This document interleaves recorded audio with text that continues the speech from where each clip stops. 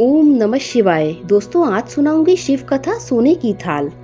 एक नगर में भगवान शिव का एक भव्य मंदिर था, जहां हर वर्ष दूर दूर से भक्तजन शिव जी के दर्शन के लिए आते रहते थे। श्रावण का महीना था। दूर दूर से कांवड़िए कांवड़ लेकर भगवान शिव को जलाभिषेक करने आए हुए थे। मंदिर का परिसर भक्तों की भीड़ से भरा हुआ था। तभी अचानक आकाश से बिजलियां हुई और सोने का एक थाल उतरा। उसी के साथ एक भविष्यवाणी हुई कि जो कोई भगवान शंकर का सच्चा भक्त और प्रेमी होगा, उसी को यह थाल मिलेगा। मंदिर के परिसर में उपस्थित सभी लोगों ने यह भविष्यवाणी सुनी। धीरे धीरे सभी इकट्ठा हो गए। जो लोग मंदिर की व्यवस्था देखते थे, उन्हें तो पूरा विश्वास था कि यह थाल हमें मिलेगा। इसीलिए वे सबसे आगे जाकर खड़े हो गए। सबसे पहले एक पंडित जी आए और बोले, देखिए, मैं प्रतिदिन महादेव का अभिषेक करता हूँ, अतः मैं ही भोलेनाथ का सबसे निकटवर्ती प्रेमी और भक्त हूँ, इसीलिए थाल मुझे मिलना चाहिए। इतना कहकर पंडित जी ने थाल उठाया। जैसे ही पंडित जी ने थाल उठाया, थाल पीतल का हो गया। यह देखकर पंडित जी बड़े लज्जित हुए। उन्होंने थाल यथा स्थान पर रखा और वहां से निकल गए। इसी प्रकार वहां उपस्थित सभी पंडितों ने खुद को आजमाया, लेकिन शायद उनमें से कोई भी सच्चा भक्त नहीं था। उन्हें भी थाल यथा स्थान पर रखकर आगे चले जाना पड़ा। इसके बाद उस नगर के राजा का आगमन हुआ। राजा साहब आगे आए और बोले, मैंने महादेव के मंदिर में बड़ी भारी दान दक्षिणा दी है, इसीलिए यह थाल मुझे मिलना चाहिए। इतना कहकर राजा साहब आगे बढ़े और थाल उठाया। जैसे ही राजा ने थाल उठाया, थाल तांबे का हो गया। यह देखकर राजा बहुत लज्जित हुए और थाल यथा स्थान पर रखकर एक तरफ खड़े हो गए।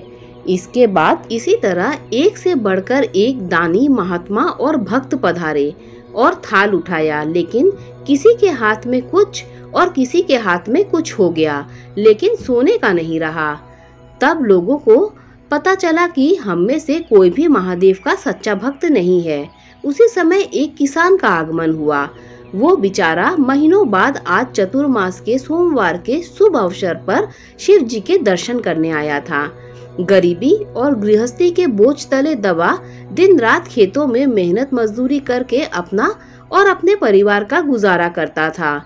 अभी रास्ते में ही आया रहा था कि कोई भिखारी मिल गया और कुछ खाने को मांगने लगा। इस किसान को दया आ गई। अपने खाने के लिए जो खाना लाया था, वो उसने उस भिखारी को दे दिया। थाल के बारे में इसने भी सुना था, लेकिन इसने उस ओर कोई ध्यान ही नहीं दिया। सीधा मंदिर में गया और महादेव का पूजन करके बाहर आ गया। परिक्रमा करके जाने को हुआ, तभी पीछे से एक व्यक्ति बोला, भाई, तुम भी थाल को उठाकर देख लो, हो सकता है तुम ही वह सच्चे भक्त हो जिसके लिए यह थाल आया है।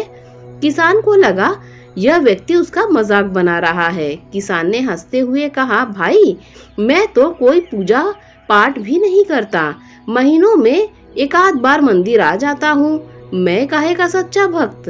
वह अजनबी बोला, भाई, हम तो देख चुके, हमारी भक्ति तो 2 कौड़ी की भी नहीं है। अब तुम भी अपना हाथ लगाकर देख लो। सोने का थाल मिले ना मिले, किंतु पता चल जाएगा कि तुम्हारी भक्ति में कितनी सच्चाई है। लोगों के बहुत बार आग्रह करने पर आखिर उस भोले भाले किसान ने जाकर थाल उठा ही लिया। जैसे ही उसने थाल उठाया, लोगों के आश्चर्य का ठिकाना न रहा। सोने का थाल रोशनी से चमचमाने लगा। यह देख सब लोगों में खुशियों की लहर दौड़ गई। सभी लोग उसके जयकारे लगाने लगे और पूछने लगे, भाई, तुम ही सच्चे भक्त हो, अब हमें भी बता दो कि कैसे भक्ति करते हो जिससे महादेव तुमसे इतने प्रसन्न है। तो किसान बोला, भाई, मैं कोई भक्ति नहीं करता, मैं केवल दिन भर खेतों में काम करता हूँ और थोड़ा समय निकालकर जरूरतमंद लोगों की मदद करता हूँ। इसके अलावा मैं कोई विशेष कार्य नहीं करता। लोग पूछने लगे, तुम लोगों की मदद क्यों करते हो? हंसते हुए किसान बोला, सुकून। दूसरों के चेहरे पर मुस्कान देखकर मुझे जो आनंद और खुशी होती है, उसे मैं शब्दों में बयान नहीं कर सकता।